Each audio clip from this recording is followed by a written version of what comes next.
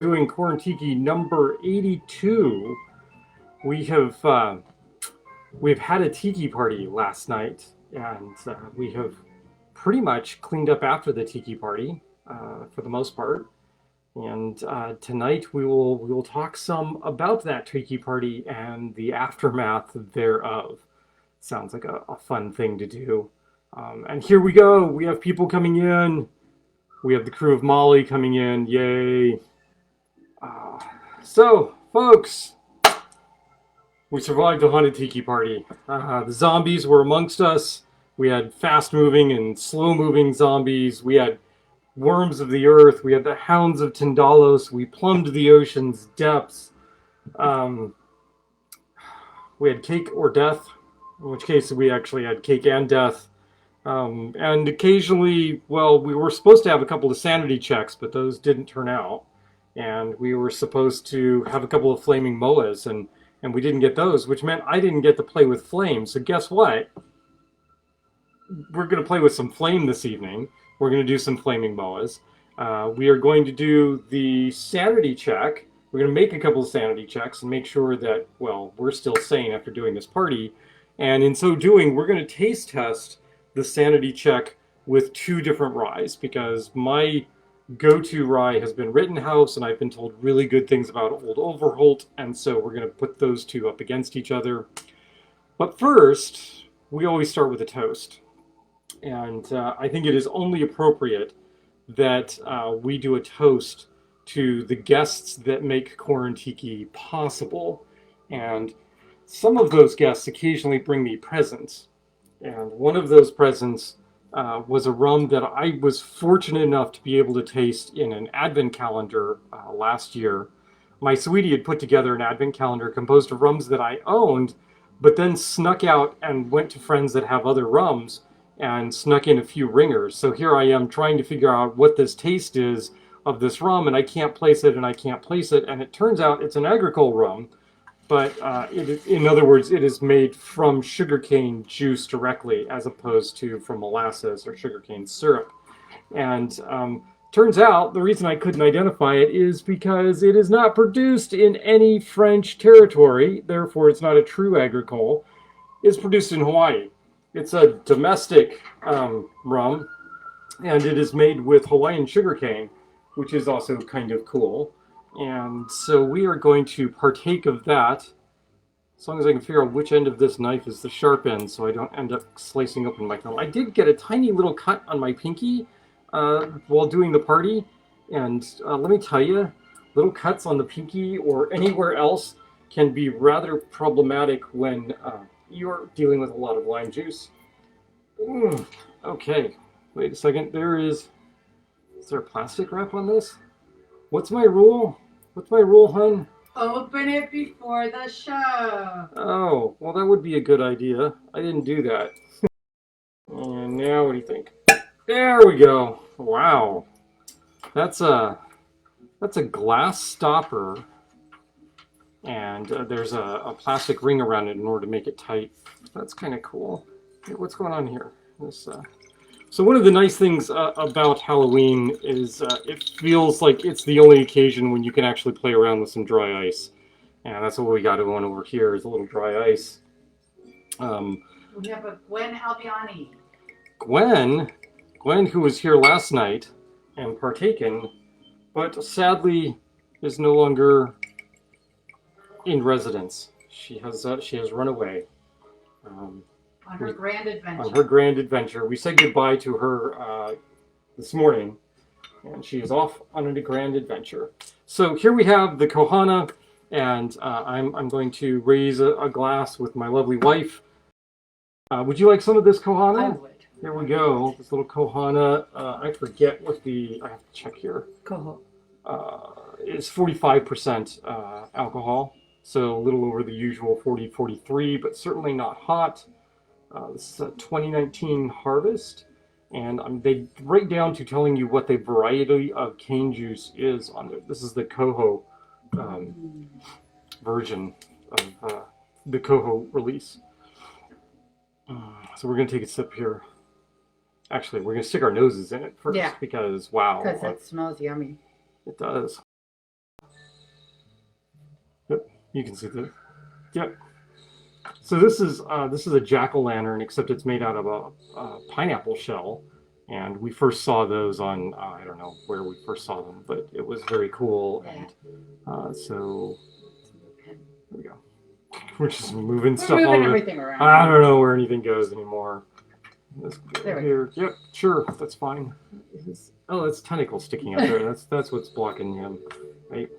We have like weird things. We have, I think there's a snail shell here with a great big tentacle coming out of it. That was a good garnish. Yeah, that was. It turns out we apparently have a snail infestation around here. I'm not sure what happened. Restaurant Depot happened. Restaurant Depot happened, and for those of you that are looking for cool garnishes that are kind of creepy, these little snail shells actually make a pretty cool garnish. I'm leaning all over my bar. I should be sipping rum, right? Yeah, this is yummy rum.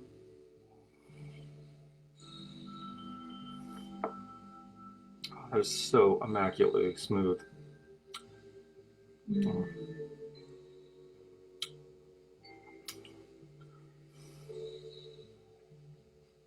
Normally with an with an agricole, you get that overwhelming grassy flavor to it, or you age it too long and you lose that grassy component, and you get all you have is the you get wood and barrel, and it tastes kind of like a bourbon, but not as sweet. And in this case, you have really good marriage between those two, so that's very cool. Liking that a lot. That will be a nice sipper to have lying around. Quite tasty. Oh yes.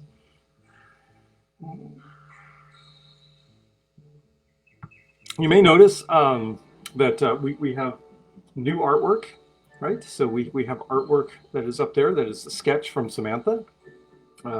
Other things that you might notice is I'm actually wearing that artwork, ta-da, on a t-shirt. And these are actually available. We don't get kickback or anything from them, but support the artist, support Samantha, who did a cool job just doodling away one evening, and ta-da, we had this, and it's just very cool. So we're going to go ahead and do that. I should point out that I have a traveling cocktail case here, right? That has I keep stickers on this of various things. Work sucks, so let's find a tiki bar. I'm the Cabana Boy, Black Lagoon Room. People supporting peoples, that's People's Drug. And I just keep a bunch of stickers on that. And so one of the stickers that's going to go on there is, of course, the new artwork. So we're going to just put this pride of place right here.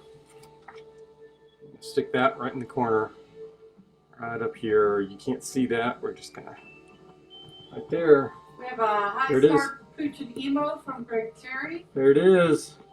New sticker right there on the case. It's permanent now. Ta-da. When I carry it with me, people will ask, is that you? And I'll say, yes, that's me doing my Quarantiki podcast. Hearts from Samantha. Yay! So I'll always have it with me.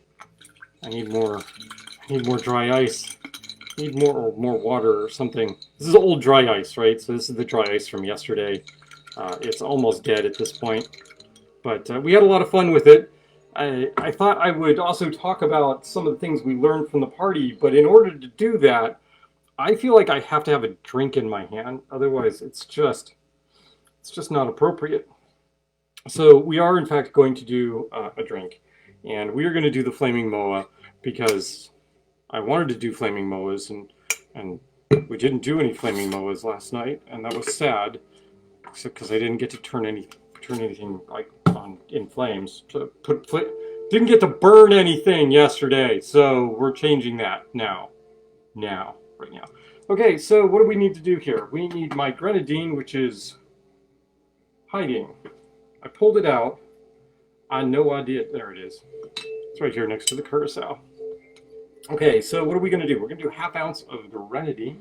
Molly has a major tiki problem. Uh-oh. What's happening? I'm hearing that there's major tiki problem on Molly? How is that happening? The ice maker is foobar. No. Okay. Yeah. All right. That's there's a solution. Well, there are many solutions to this.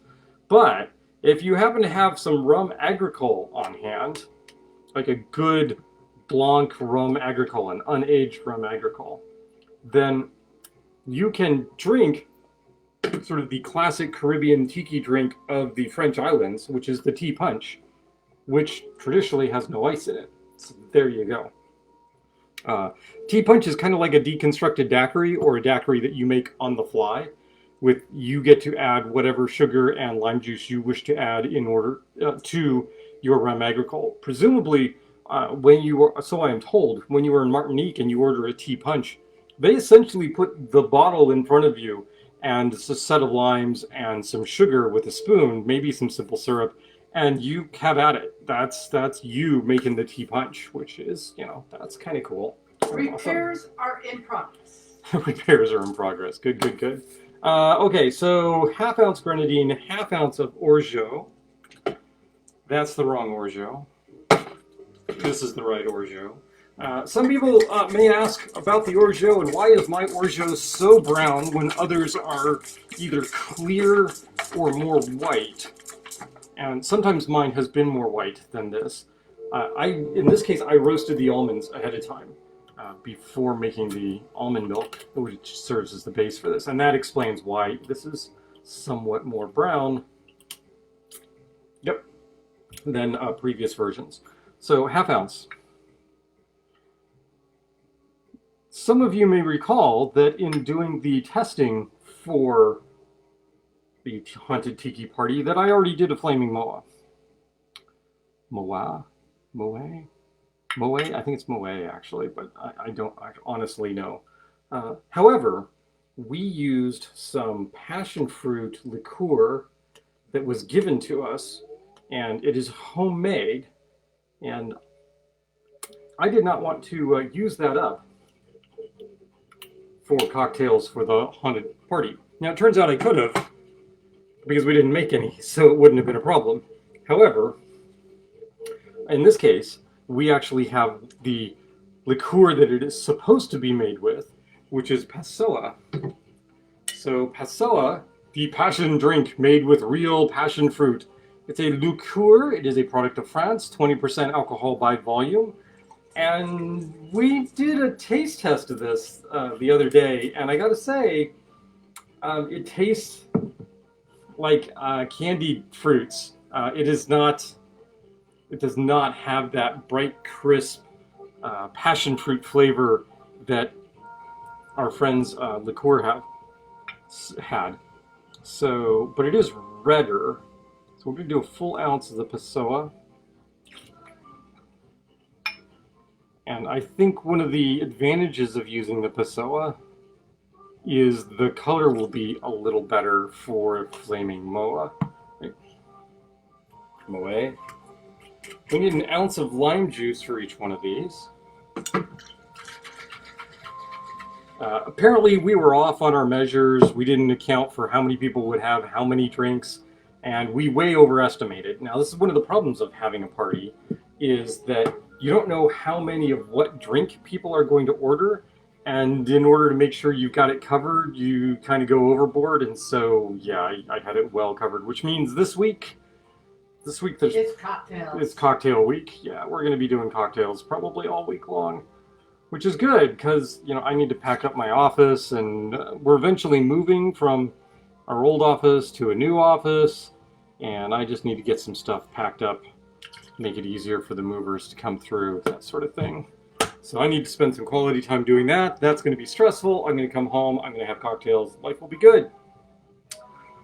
1 ounce of, I forget what the base rum for this is, but I didn't want to use that rum. I wanted to use a Barbados rum instead.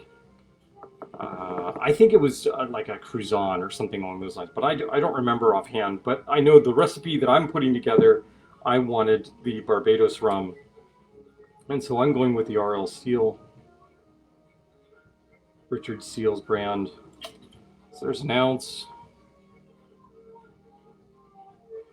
and another ounce.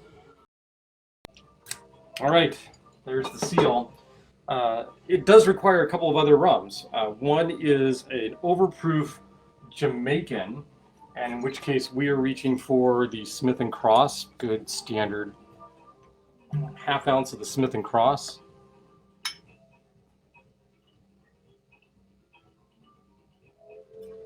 That goes there. And oh, what do you know? There you go. I took all the speed pourers off the bottles to clean the speed pourers yesterday, so I'm having to freehand these guys. So, excuse me if it gets a little messy around here. Then we need to kick up the oomph on this cocktail a little bit, and that requires a little lemon heart. And so we're going to go with the lemon heart 151, 75.5% alcohol. Sound is good. This is a half ounce. We don't want to overpower this. This is a Guyanese blend. The lemon heart is.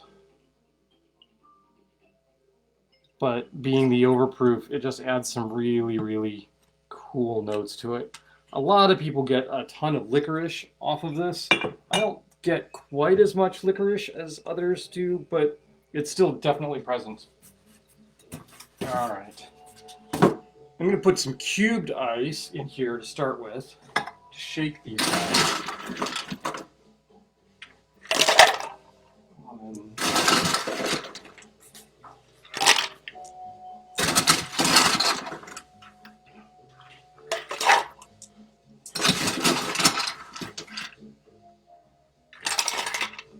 That looks about right. Ooh, look at all the lighting and weirdness. Lighting here, part of the lighting is brought to you by our dear friends Brooke and Andrea. I would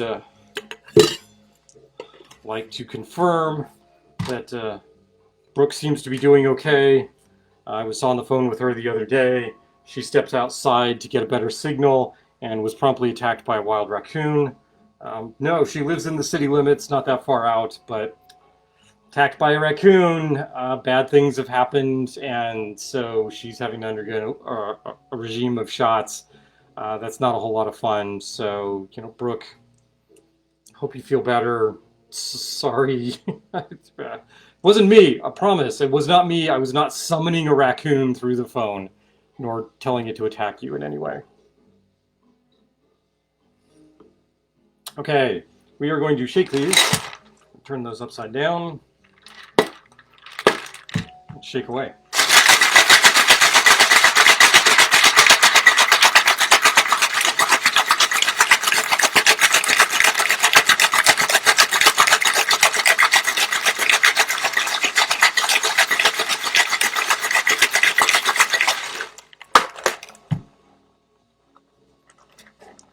And there's one. That could go in the sink. There's the other. That can go in the sink. We're going to throw this into some Mai Tai glasses here. We're going to use archipelagos and one from Appleton. And I'm actually going to strain these, but I'm going to strain them into some crushed ice, or in this case, pebble ice. Thank you, Dave, for providing us with the pebble ice. The man has an amazing ice maker. I've lost my scoop. I've lost my scoop. How did I lose my scoop? I just had it. There it is. Because I put it elsewhere. Pebble ice is round and relatively hard ice. And as you can tell by the fact that I still have a fair amount of this ice left over from yesterday, it has kept. I just put it in a cooler. This is the same kind of ice that you can get from Sonic or various other pebble ice makers, and is really, really good for tiki cocktails. We've done tests before on whether it makes a difference using this or just regular crushed ice. And yes and no. There were some cocktails where it seemed to make a difference, others where it did not.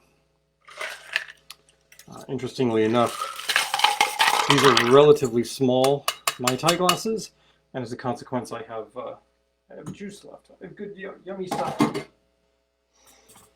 Okay, so here we have the Flaming Moa, but we are missing something. The flames. The flames, missing flames. Well, okay. Now, my wife, who does all of my juicing for the parties, managed to hollow out some lime and lemon husks. And so we're going to use a lime husk right here. And she said, I don't know if you need lime or lemon husks or not, but this one just came out perfectly. So here, you're going to get this one. So we're going to put that one in here for her. And you know the trick. You know how this works, right? We are going to take crouton. This is actually a little bit larger than what I want. Stick a crouton in there, stick a crouton in there. We're going to douse those with some lemon extract.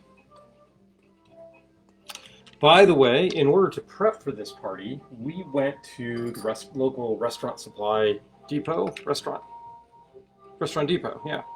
And they have, well, many things that were quite useful for this party, including cocktail orchids. And one of the things that we hunted down and found was a great big enormous jar of lemon extract, which clocks in at much less expensive than buying all these little jars of lemon extract. And I am much happier to report that I now have lemon extract to work with. I will, however, dear wife, need cocktail orchids. I think cocktail orchids would be good to have from the back. So if you could fetch me some cocktail orchids, that would be awesome. Okay. So we're going to put those together, and then we are going to, we're just, normally I would do the whole, like, poof the spread, and we would spray alcohol on them, and both of these would light up, and it would be awesome. But if I do that, I'm going to hit the incense, and I'm going to spray flaming liquid on my laptop, and that just seems like a poor thing to do, so we're just going to light them. There you go, there's one. There's two. Look at that. We've got flames. You can see the flames. Flames leaping up, 2 flaming moas. If you want, you can add whatever. In this case, you know, it is the season, so let's just grab a little pumpkin spice, right? We can do a little pumpkin spice. Look at that. Let's see. Ooh, pretty sparks, right? Yep. There you go. While that's burning, I'm going to reach in and I'm going to grab a couple of these beautiful cocktail orchids. Also, we received these from Restaurant Depot. We did have to pay for them. Although I will point out that in this case, the blue orchids in particular were kind of on their last legs, and as a consequence, they were on significant sale. And so we have blue orchids and we have pink orchids, and they make for a relatively pretty presentation. These guys can go over here. They can fall on the floor too. We're going to stick a couple straws in here. There's one. We're going to go with the rainbow flag straws. This guy goes in here. And this one goes in here. And there we go. We have a pair of flaming moas. How's that? That look okay to you? Yeah, looks good here. I'm going to not drink this at the moment because, well, it's flaming. Straw hat and basically all sorts of other bad things could happen. So we're going to let this burn out a little bit. You can get, we have an En Fuego. En Fuego! You can get 16-ounce bottles of lemon extract off of Amazon. I probably can.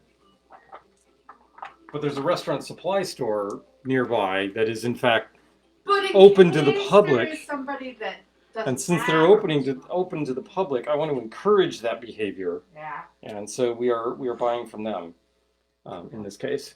Chris said pretty. Pretty flames. Pretty. See, I miss doing this, setting this stuff on fire.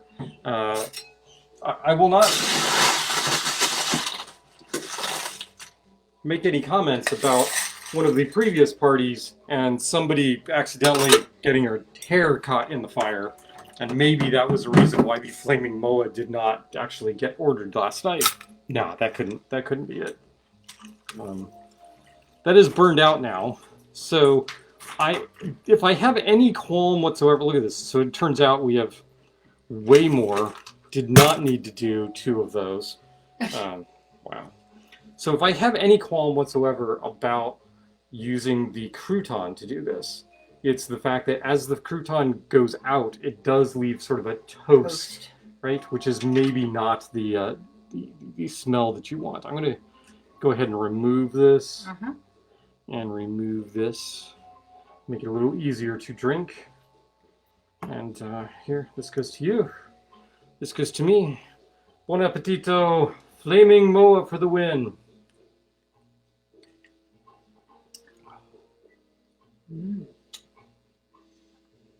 The Pasola works there. Yeah, so it does work. It was. It does not work on its own. When I used the passion fruit liqueur, not the Passoa, the Friends homemade, the passion fruit was a lot more prominent in this drink, and I think somewhere in between is the sweet spot, because I could do with just a tinge more of passion fruit for this, and I would be happier. But no, that's quite tasty, quite yummy. Greg wants to know if we could use those flames to make s'mores. Can we use those flames to make s'mores? Well, let's see. They probably burned long enough to do s'mores over. I don't see why you couldn't. You might just want to add more lemon extract. Just don't add lemon extract while there's an open flame. That's dangerous. Don't do that. But you might fill like in this case, you could have just filled the lemon cup with lemon extract, lit that on flame. You would have had fire. You could have stuck the marshmallow in there and done that, which is a thing if you want to do like a s'more cocktail. You could do that and toast the marshmallow over the drink while it was burning. That would be like a very cool thing to do presentation wise. I wouldn't want to do it at a party. I'd be a little worried about flaming marshmallows in the house and things like that with carpet and like little flammable puffer fish in the air and that sort of thing. So while I have one of these in front of me, what I thought I would do is take a couple of moments and talk about the party and things we learned at the party. And it is no coincidence that as I start to do this, my wife has walked up with a copy of the menu in her hand. And she's going to put this in front of the camera. So here's the Haunted Tiki Party. You can see the Lovecraft logo in the back. Here. Some daggone good cocktails below, right? Okay, so we've got the Worms of the Earth, the Zombie, the Ocean Depths, the Hop 31, the Flaming Moa, the Sanity Check, the Voodoo Priestess, which was the first drink we did, a couple of specialty shots, and then the Hounds of Tindalos, which are the Hound of Tindalos, which I think was the absolute last drink that we made. So, couple of things. That was 1, 2, 3, 4, 5, 6, 7, 8 cocktails. 8 cocktails plus shots. And the zombie actually came in 2 versions. I did quote unquote a fast zombie and a slow zombie. So that was 9 cocktails. This is a lot of rum already. And here's my tray of mixers and juices. And I set up another table here. And that table was filled with liqueurs, other juices, and syrups. And I was still having trouble finding stuff. It also slowed me way down because I had to look up each cocktail, and each one was so different in the. But in any case, let's talk about the Tiki Party. So 8 or 9 cocktails, way too many. Many ingredients, many different syrups. And if you think the Quarantiki on any given night has a lot of syrups going on, I probably had 10 different syrups sitting here. It was just insane. So if you're going to do a party like this, 1, cut them back. Cut back what you do to the number of drinks. 2, I would say, and I've done this in the past, batch your drinks ahead of time. So that what I used to do is batch the juices and the syrups all together, and then all I had to do was pour in however many ounces of that, add the liquor, and then shake, and we were done. And that would make it much faster. Three, and we actually did this last night, is make your drinks in sets. And what do I mean by that? So the first person that wanted to drink last night wanted a voodoo priestess. So what did we do? We made 4 voodoo priestesses to start with, and people were like, "Oh, what's that? That's a cocktail. Ooh, let's do that." And so the 4 voodoo priestesses went out, and then we did like 2 or 3 hop 31s, and those went out. Unless you're a trained bartender, your ability to do like 1 hop 31, a zombie, 2 worms of the earth, and a sanity check all at the same time, probably not good, and will just slow you down. Whereas if you're making good drinks, people aren't going to care so much if you put a drink in front of them. It may not be their first choice, but they'll get around to getting their first choice. Especially the first few rounds in the evening. Star says especially the first few rounds during the evening, and I think that's a good call. Wow, we're going to be drinking Flaming Moa for the rest of the evening, aren't we? That's pretty awesome. Do you have a request? We have a request. Have you posted the cake and death shot ingredients? Amanda needs more of these in her life. No. As you get on later in the evening, people are going to be wanting to do onesies and twosies, and at that point you can have like single one-on-one conversation while you're making the drink. I found it really hard to do like 4 or 5 drinks and be doing them and hold a conversation at the same time. But as the evening got on, it made it easier to do when I was doing 1 or 2. But if I had 5 drinks of different types in front of me, yeah, I'm not conversing with anybody. You also started in the weeds. I started in the weeds too. Yes, okay, that's true, and that is another point. So, it seems so obvious in retrospect, but I was sitting around after cleaning up all the glassware here. We turned off all the lights. The wife had gone upstairs to do more hand washing and that sort of thing. And I'm sitting here sipping on some cocktail. And it occurred to me, we're going to have to take down all of this decoration and stuff that we just put up today. Wait, that's stupid. Why didn't we start decorating in like early October? And then we'd have this entire room tiki-fied and haunted with skeletons and stuff lying around during the entire month of October, where we could, enjoy it, as opposed to it goes up for the party and then it comes down after the party and we're done.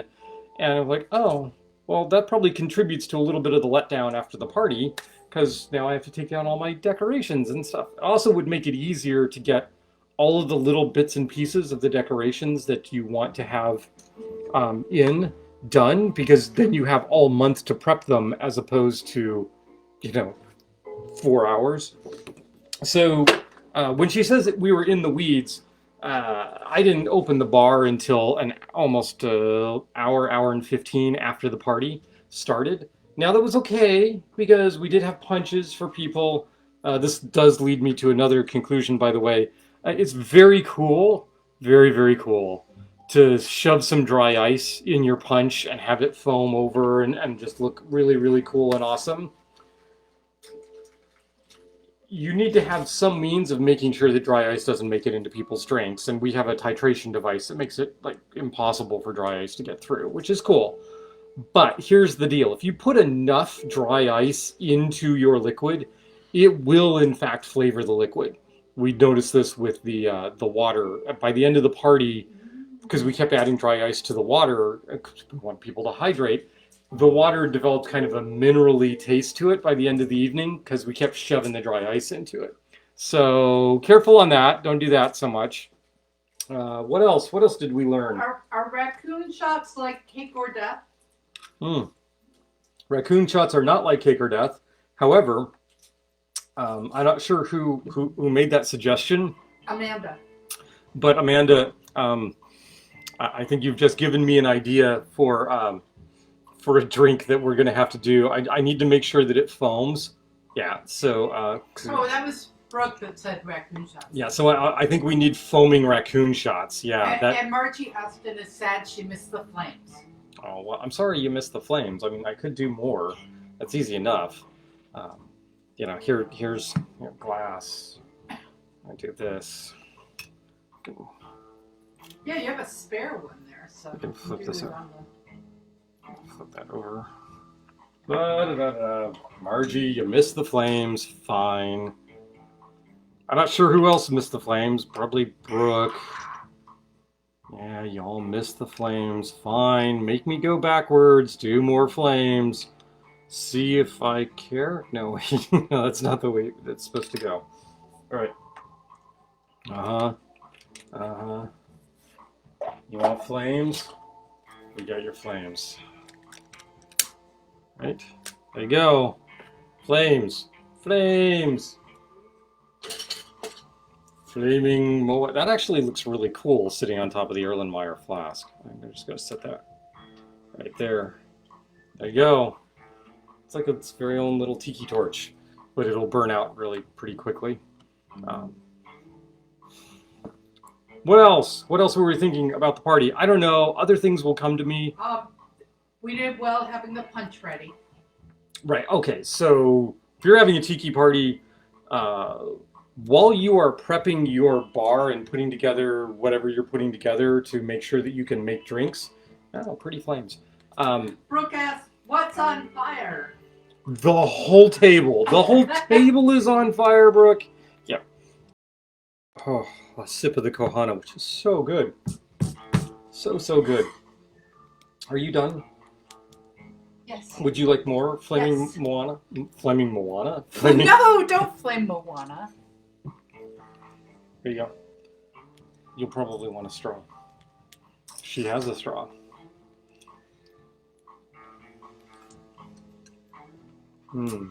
Do not, or do, I guess it depends. Do or do not? Do or do not. There is no try.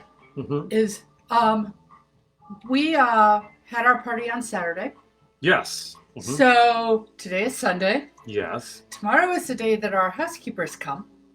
That's a good thing, right? So we had to get all the dishes washed and all that stuff. So in a way, that's not good because it was a lot of work today. And we in a way, it was a good thing in that it made us get it all done. Right, because otherwise... And now they'll vacuum and all that stuff that needs to be done. By the way, people have asked, Emo seems to be a little better today. Wow, we're almost already at an hour, and I've only done one drink. That's okay. I was only going to do 2 drinks this evening. Okay. Amanda says, good idea, raccoon shots. I'll tell you how I make out with the slimeling drink. Oh, right. Amanda needed a slimeling drink, and it was supposed to be slightly purplish in color, so we were going to add... she had some hibiscus syrup that was going in this drink, and in order to get the purple, I was suggesting adding some blue curacao to that and see if we can make that into purple. You also asked about the cake and death, the cake and death shots. I am saddened. I'm totally saddened by this. So I had these Erlenmeyer flasks lined up front, and I had one which was brain juice that was labeled Abbey Normal for a cocktail called Brains in a Jar. And we didn't make any of those, but I had one sitting out, and it looked like a brain floating in a jar. It was actually really cool. But after people seeing it, nobody wanted to drink it, so we didn't actually make them. But the other 2 shots were also in Erlenmeyer's, and I could just pour them out. What I did would be I wanted 1 ounce of each of the liquors, so of the shots. So I just poured 1 ounce into a shaker with some ice, shook it up, strained it into a shot glass, and there you go. There's your shot. So I would not have done these except for the fact that we were gifted with some liquor that I would normally never buy. And so I needed to use that up. And we made a valiant attempt to use that up. And it should have occurred to me that I should be hawking the shots instead of going, now you're going to make another shot, because I want to get rid of this stuff. So the cake shot is actually really, really simple. The cake shot is a 1/2 ounce of cake flavored vodka. Yeah, don't try infusing cake in vodka. No, that doesn't work. It's artificially flavored, but it's vodka that's cake flavored. A half ounce of whipped cream liqueur. Yes, they make it. Yeah, it kind of tastes like whipped cream. And then just three dashes, sorry, not dashes, 3 drops of orange bitters, just to add a little tinge of orange to it. Um, half ounce, 3 drops into a shaker with some ice. Shake it up, pour it out. You get about an ounce of liquor in there. There you go. There's your shot. There's the cake shot. Flavored or birthday cake flavored vodka? I think it's just cake flavored. I'm not sure that it's birthday cake flavored, nor am I sure what the difference would be in terms of flavor. This vodka tastes like birthday. Really? I don't know what that would mean. But whatever. The death is harder. So I generally don't stock vodkas just as a matter of course. But for Halloween some years back, I bought a bottle of a black vodka. And so this is just vodka that has coloring and a little bit of flavoring added to it to make it black. And it is called Blavod. BLAVOD, black vodka, BLAVOD, right? I am given to understand that Blavod is either not produced anymore or just incredibly hard to get. So I am on the last legs of that bottle, and we're working our way on getting that bottle out of the house. So it's an ounce of Blavod, a half ounce of the voodoo syrup, and I'll explain what the voodoo syrup is in a little bit, and then a half ounce of lime juice. So it's a little taller shot. But if you mix those proportions together in Erlenmeyer, and then pour out an ounce, shake it with ice, and drop it into a shot glass, you're good.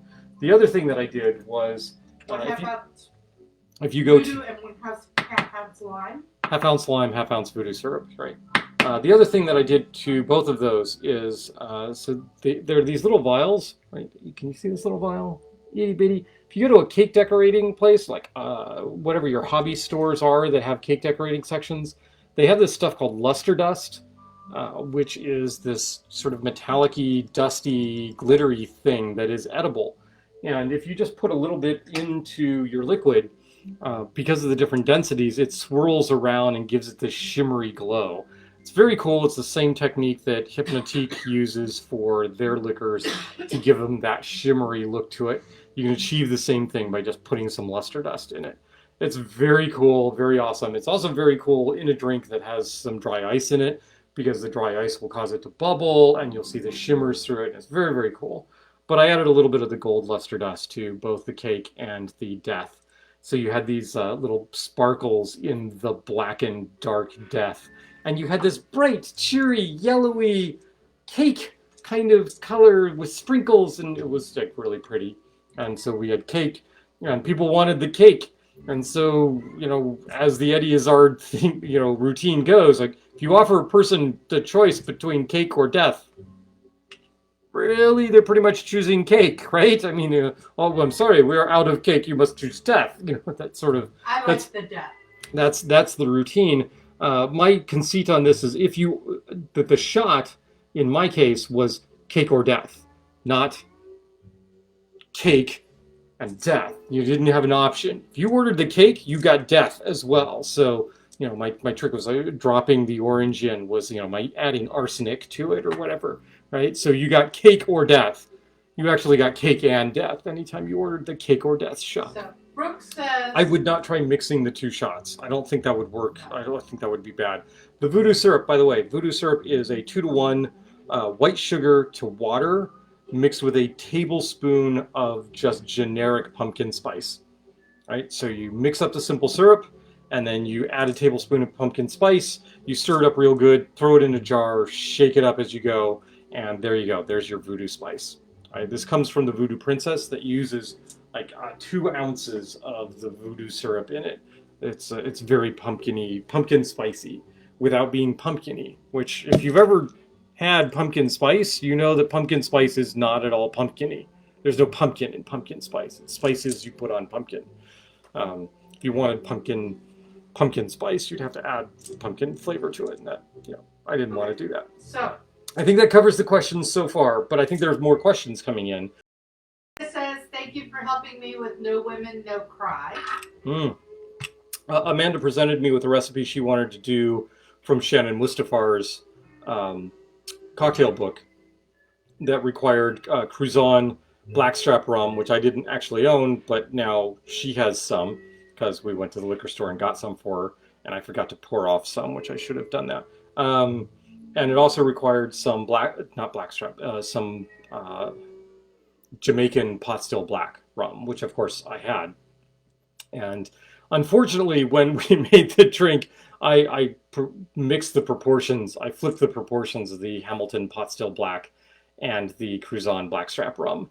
And we all agreed this was way too bitter. And oh, right, yeah, that would explain there's like 5 ounces, or no, it wasn't 5 ounces, like 2.5 ounces of Cruzan blackstrap rum in the cocktail. It was like way too much, way too much.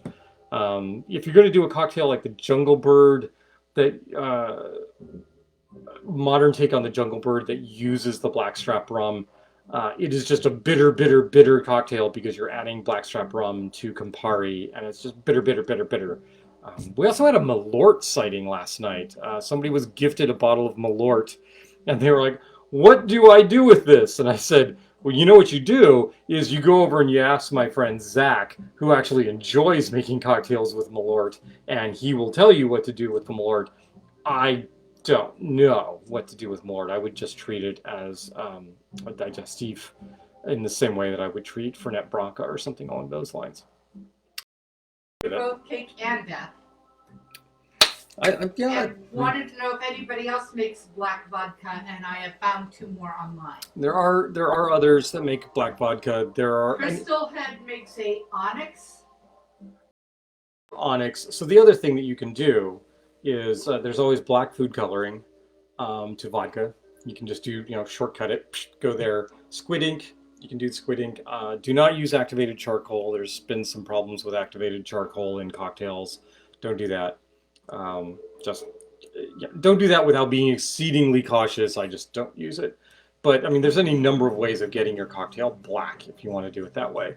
It was really easy to grab a bottle of the Blavod when I got it, and so I did, and it was cool. And those days are going to be over, and I hope to no longer have vodka in the house. But I have a massive bottle of Absolute that I have to get through, so we'll see how that goes. For the Voodoo Priestess cocktail. The Voodoo Priestess cocktail actually calls for a voodoo rum, and it's a voodoo spiced rum. I don't actually own that rum, but what I did was because somebody else gifted me with a great big bottle of Kirkland spiced rum, and so I poured off some of the Kirkland spiced rum, and I mixed that with some of the voodoo syrup. And so that's now what I'm calling my voodoo rum here. So this is the voodoo rum with the Kirkland pumpkin spice syrup in it. And I just heard my wife go, yum, which means I'm going to have to pour some off for her because she'll want to taste this. Voodoo Priestess was my favorite drink of the night. It also, because you added the syrup to this, it makes it a little thicker, which is an interesting mouthfeel for a straight dash of rum there. You're on the ledge. I don't want you there. There you go. Got it. I have you to reach a little further over because I've got an entire ice chest right here. Normally I just have a small styrofoam cooler and I can easily reach the back of those bottles, but I can't do that at the moment. So yeah, it's very aggressively spicy. It's actually really tasty, though. It really is very tasty. Try that. I mean, you can tell that there's obviously sugar added to it. It's like a sugary spiced rum. It's a little much. A little much on the spice? Like bang? Yeah. Spice? Yeah. Yeah, Well, I don't think I want that straight. Okay. Here, you can go in there. Whatever, here, I'm drinking. What else are Other we going to do? lessons learned. Other lessons learned. I'm going to go back to the first lesson learned, which is don't have so many gosh darn cocktails on your menu that people don't get around to ordering those cocktails. Like the sanity check, which nobody ordered the sanity check. So I didn't get to make the sanity check. So I'm going to have to make the sanity check now. Right? That's how that works. Yeah. So we're going to do 2 sanity checks. Because clearly we've been faced with something way outside the norm and our brains aren't handling it well. Why am I going to do 2 sanity checks? So if you tuned in late, what you missed was the fact that the sanity check is a rye-based drink. And my go-to rye, my go-to rye for most cocktails is the 100 proof bottled in bond Rittenhouse rye. I discovered this by browsing articles that say, hey, you're a bartender, what's an underrated rye that's out there? And everybody seemed to say the Rittenhouse definitely is relatively inexpensive and a solid brand. Okay, but I get the exact same response for the old Overholt, also 100 proof, also bottled in bond. And so I thought, well, why don't we do a tasting of these two and see what the difference is, see if we can taste the difference. Now, they are whiskeys. There's a chance that there's no freaking difference between these two. So distilled and bottled Heaven Hill, that's the Rittenhouse.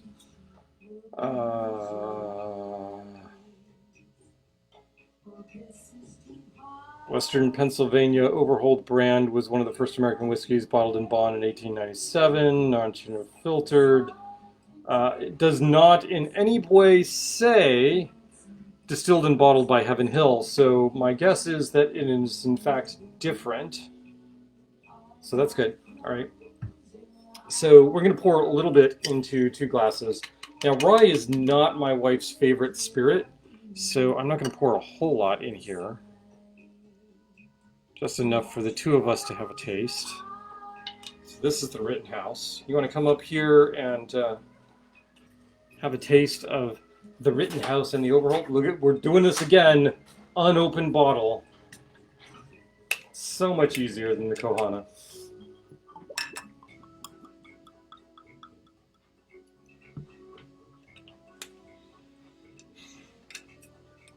So right off the bat, here's our 2 shots. Those are identical. I'm just saying. The coloration on those, yeah, there's no difference between these 2. The coloration on these. By the way, if you're wondering, like, wow, the lighting looking here looks really, really weird. Yeah, that's because this is a lavender LED, and this is, no, it's a violet LED. This is a purple non-LED, and that is an orange or red non-LED overhead. And then the uplights. And then we've got the uplights, and the uplights are changing color, so coloration around here is just weird. I may have to get some uplights. So those are kind of cool. All right, so this is a standard. This is the Rittenhouse.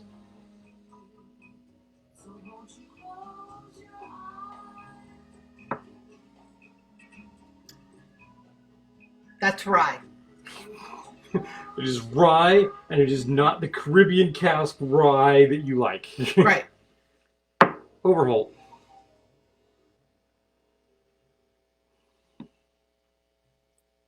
Smells like rye.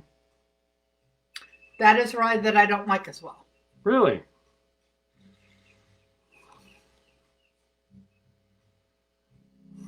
I get less nose off the Rittenhouse than I do off the Overholt. The Overholt is a brand new bottle, though that could actually explain some of it.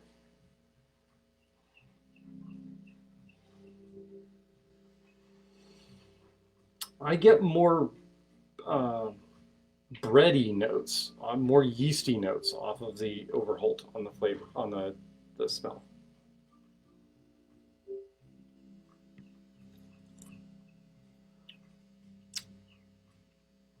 That is Rittenhouse rye. That's just a solid base. Wife doesn't like it, but it's good stuff. All right, so now we're gonna try water. Nope, we're not gonna try water. We're just gonna go straight to the overholt. Yeah, that bready note is interesting.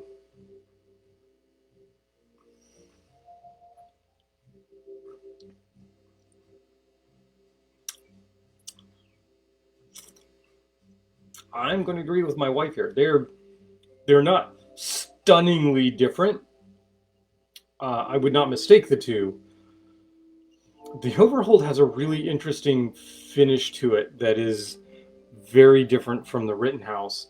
That yeasty, bready smell and initial taste comes through on the Overhold, which I think adds a little bit on the finish, which might be nice, as opposed to the Rittenhouse, which I think is a little cleaner.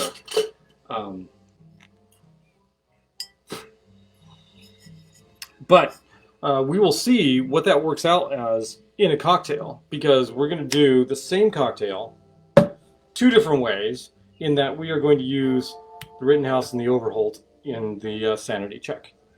So the sanity check requires a half ounce of a baklava syrup. And so by baklava syrup, what I mean is a walnut orgeat that, instead of using simple syrup and mixing that with your walnut milk, you are using honey instead. And Amanda says, should you really be tasting the rye without cleansing your palate? No, but I threw away my water glass, so, I didn't throw it away, but you know what I mean. All right. What am I doing? I am doing a half ounce of the baklava syrup. So this also has a little bit of orange blossom water and rose water in it, as per usual orgeat. Speaking of usual orgeat, the next ingredient is, in fact, a half ounce of orgeat. So this is essentially an almond milk that is mixed with a simple syrup. That is essentially what orgeat is. And why am I combining so many nuts here? Well, the whole point of a sanity check in the Call of Cthulhu role-playing game is to determine whether or not you've managed to hold on to your sanity, or if you've lost some of your mental stability. Because in the Call of Cthulhu game, you're constantly coming up against things that challenge your sense of sanity and what is real and what is normal. That's kind of the whole point of the Call of Cthulhu RPG role-playing game.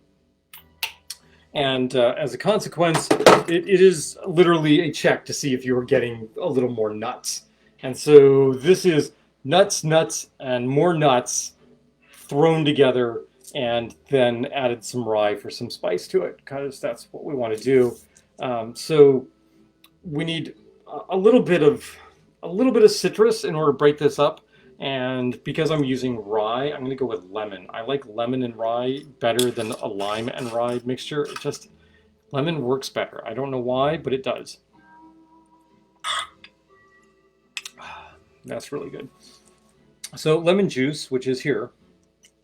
Lemon juice. And we're going to go with a half ounce of lemon juice. Right. Notice I went syrups and then citrus, so I'm clearing out the jigger. And then normally we would go immediately to the liquor, right? I mean, that's the thing. But here's the deal. We still have more nuts to put in this. Yes. So first thing is we're going to make this even sweeter. So I have this Evangeline's Praline liqueur. This is a pecan liqueur. It is 21% alcohol. If you like sweet liqueurs and you like pecans, feel like this just smells like pralines. It just does. This it reminds me of New Orleans. It so does. We're gonna go with a half ounce of the praline liqueur.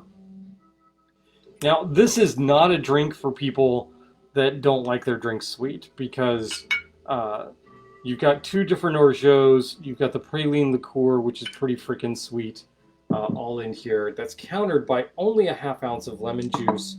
And then the next nut that we're going to add, because we don't have enough nuts in here, is nocino. And this is a walnut liqueur, product of Austria. This is much more, it's a little more bitter. It's more like a digestive than it is more than, say, the praline liqueur, which is definitely not. Yeah. Yep. The wife would not like that straight. We're gonna go with. It tastes to me more like walnut shells. You know, if you've ever like bitten into a walnut shell, or this will tell you something about my child, licked the outside of a walnut, right? That's the kind of flavor that I get from the nocino. I know that doesn't sound good, but it is really interesting flavor to add to a cocktail. And it has that bitter herbal component that is familiar to like Fernet Branca and those sorts of things. All right, there we go. Now we add the rye, and we want to do 2 ounces of rye. And so we're going to go 1 ounce of the Rittenhouse. The Rittenhouse was also popularized at the last anniversary party that we had. So the last anniversary party we had where we traveled was in Kansas City, and we rented a house for the week. And we immediately hit a liquor store. It was like the first thing we did. I think it was the second thing we did. I think, if I remember right, we went to lunch, and on the way back stopped at the liquor store. But we went to lunch near the liquor store. We did. We made sure that lunch was near the liquor store, which turned out to be great because it was a really good barbecue. And I mean, if your first meal back in Kansas City, dang it, it really ought to be barbecue. Yeah, that's just the way it should go. All right, there you are. We have these two cocktails. They are made essentially exactly the same, except that the ryes are different. And what I'm going to do here is I'm going to go ahead and make, I'm going to shake these with some pebble ice, and I want some dilution on here because I think otherwise we're going to get a little too sweet. I could do this over cubes. You don't get as much dilution that way. So we're going to run in here. That, and I hate making pebble ice go to waste. So a nice big thing there.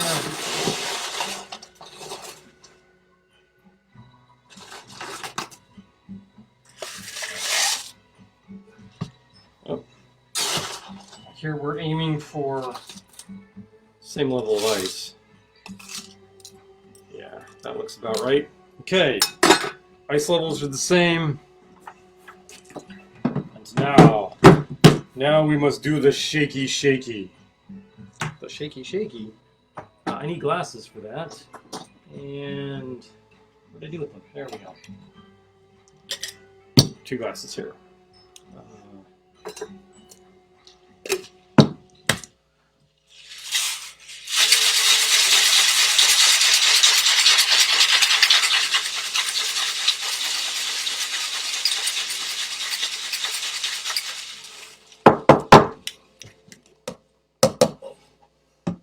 And then let's do this with a gated pour.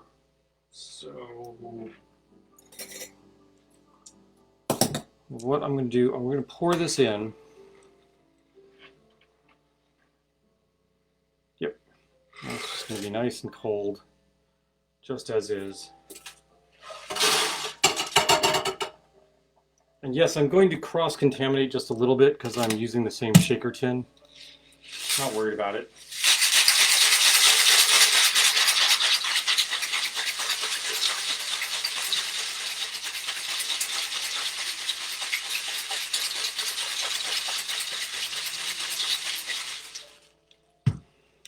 Should have been roughly the same number of shakes. Shake, rattle, and roll. I'd be stunned if these came out any different in color, which they didn't. There you go. One of these has a little more head, but that's just because, so this is the Overholt, and that's just because it hasn't sat for quite as long. So this is all going to go in here. There you have it. There is the sanity check. So we're going to have to try this. I would garnish this differently than what I'm probably going to do now, but I have these, and so I'm going to do this. I took a lychee, so you know canned lychees, and I stuffed the lychee with a raspberry, and then I stuffed the raspberry with a blueberry. And so what we have, not sure if you can see this or not, but it looks very much like a little eyeball, right? And I'm gonna go just stick this. Oh, they're all squishy. Ew.